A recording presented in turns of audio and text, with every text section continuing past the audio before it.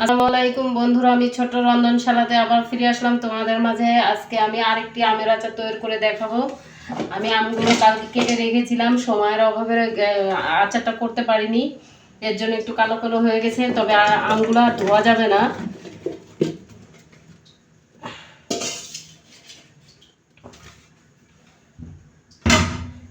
এটার ভিতরে দিয়ে দিব হালকা একটু রসুন,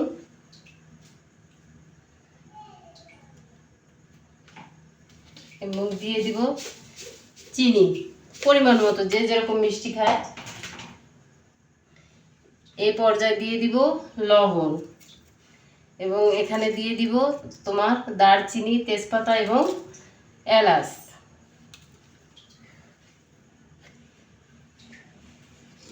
বন্ধুরা, এবার ভালো করে একটু মিশিয়ে নিব।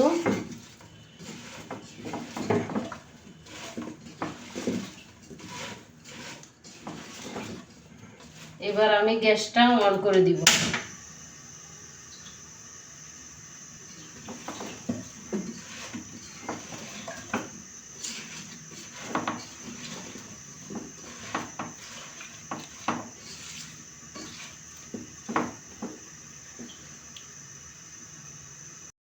বন্ধুরা, আচার বানাইতে বানাইতে তোমাদের সঙ্গে একটা ধাঁধা শেয়ার করি।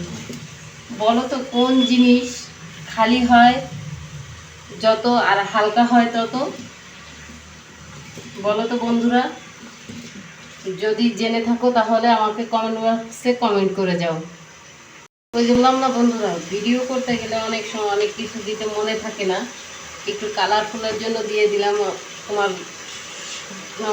হলুদের গুঁড়ি এবং শুকনো মরিচের গুঁড়ি।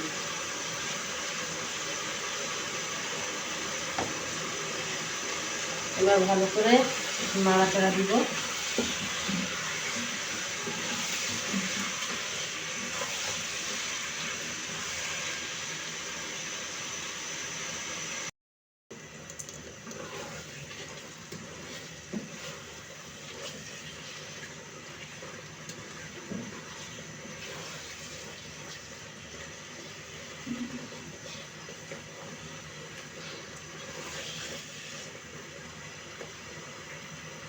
এই পর্যায়ে দিয়ে দিব মশলা।